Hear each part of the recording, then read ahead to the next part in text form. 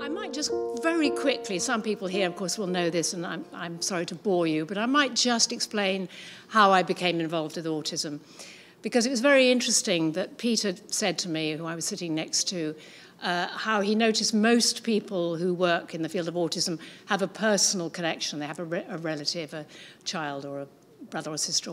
I don't think that's necessarily true. And it's interesting that that is the perception. And I think it may be because autism, up until relatively recently, was considered to be a very rare condition, which of course now we know perfectly well it is by no means rare, that I think people assumed you must have a personal reason for getting involved in it. And I don't think it's true. I think there are many, many people, and many of them in this room, who care about autism without having a personal reason. Although having said that, the more we discover about the spectrum and just how broad it is, I think most of us do have a personal reason. We actually do have a relative somewhere on the spectrum, but that's another issue. I went to a tea party at the House of Commons many, many years ago, I think over 30 years ago, and it was celebrating various children's charities. And I was there accepting a cheque on behalf of Save the Children. And they'd invited children from the different charities to tea. And I was sitting looking at another table of children and couldn't quite work out why they were there or what disability they were representing. Obviously, you'll guess the end of this story. And they were just behaving slightly differently than the way you would expect children to behave at a party, but I couldn't quite see what it was. So I went over and got chatting to the carer that was with them, looking after them. And this woman explained to me that they were autistic, as we would have called it then. I'd vaguely heard of it. I think I was probably fairly typical of people at that time. I'd vaguely heard of it, had no idea what it really was. And she took a lot of trouble to explain this very complex condition. I later discovered that this woman was Lorna Wing. So many of you here will understand that my very first experience of hearing anything about autism was from perhaps the greatest figure in the world of autism that we've ever known, who, of course, first identified the triad of impairments and identified the fact it was a spectrum and so on. So I was immediately intrigued. And when I was asked later on to open a playgroup, I think for the National Autistic Society, I jumped at it. And the more I became involved, the more interested I was. As many of you will know, once you dip into the world of autism, you tend to stay there.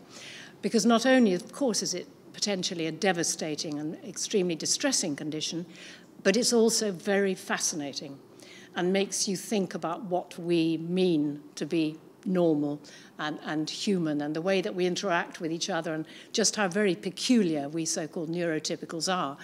And I very much subscribe now to the view that we are by no means normal, clearly, and we're only neurotypicals because there are more of us, and we are more typical.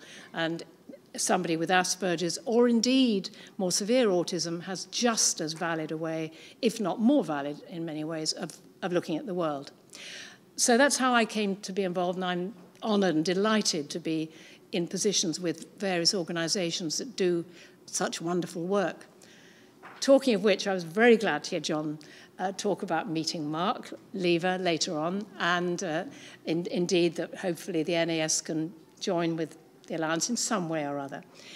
It's awful to think of organisations working in such an important area to be in any way prickly with each other, or not speaking to each other, or resentful of each other. We talk about knockabout politics. You know, knockabout voluntary sector is just agony, because we all have to work towards the greater good. And as long as it's helping people with autism, I don't care if I'm working with Research Autism or Autistica or the Alliance or the National Autistic Society. As long as it gets to those who need it, that's fine. So part your elbow, John, and anything I can do to build bridges, of course, I would be delighted. But of course, the purpose of today is to hopefully continue the spread of awareness. Yes, we've come such a long way, but yes, of course, there is a very, very long way to go. The kind of awareness that I would love to see move forward, and forgive me, I spoke about this a bit yesterday, but really important that every teacher just has a little bit of knowledge about autism. Still teachers come to us and say, you know, I just don't understand it, I don't know how to cope, I didn't spot that child in my class because I didn't know about it. And it's not difficult. Half a day, maybe a day training in autism, which is really relatively simple to do, not only will help that teacher to identify that child that they will come across in their class that is on the spectrum, but I believe will help them to deal with all children, because once you have that awareness of how somebody's mind works, who may be a little different than ours, it helps you, I think, to understand all minds, or to be aware of how you are communicating. And talking about employment, Norman, which of course I'm desperately keen on, you know, that everybody's losing out on both sides. It's just as helpful to the employers when they have a little bit of training in autism, or they employ somebody with autism. Look at the brilliant Jonathan over there who works at Goldman Sachs.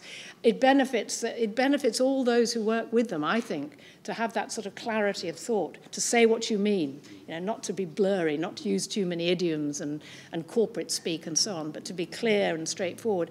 It benefits everybody. So if teachers, as you say, doctors, policemen, terribly important. I remember one of the Jackson family, you may well have heard of them. There was some television programs about this family with 3 boys with autism. And Luke, the youngest one, a very bright young man, but on the spectrum. And I remember he was talking to a policeman, I think, who was sort of held him up because Luke was behaving rather oddly. And the policeman said something like, "Oh, come on, you know, pull your socks up." And Luke bent down and pulled up his socks. And of course, immediately the policeman thought he was, you know, being made fun of, and Luke was in more trouble and so on. You know, silly little things like that can just make such a difference if the police can be aware of some of the difficulties of those on the spectrum. And even doctors. You know, we still find doctors don't know enough about autism, which is, I would have thought, relatively easy to change. And yes, it can't be left to ministers and those in Whitehall, but we need them. You know, like it or not, there is a huge financial problem. The cuts in local authority budgets are affecting drastically, of course, as they are so many people with so many problems, affecting those with autism. And as you say, families who have to go to tribunal, you know, and all that, and then even when they go to tribunal, that may not be fulfilled, and that is a real problem. The research project you were talking about yesterday, which Steve's wonderful foundation is paying for, is a financial research. Very, very interesting and important.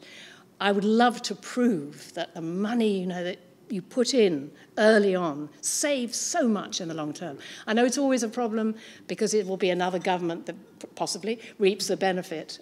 So it's very, very difficult. But I think this piece of research is going to be really interesting to see the financial gains from doing what we should be doing.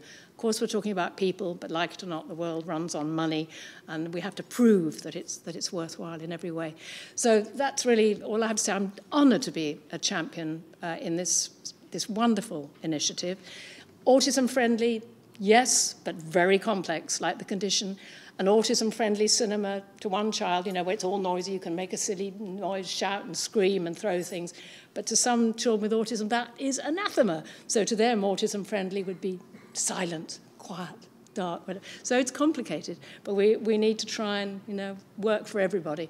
But thank you very much for inviting me. Let's hope we gain a lot from this lovely lunch. And thank you, Norman, for coming. Thanks.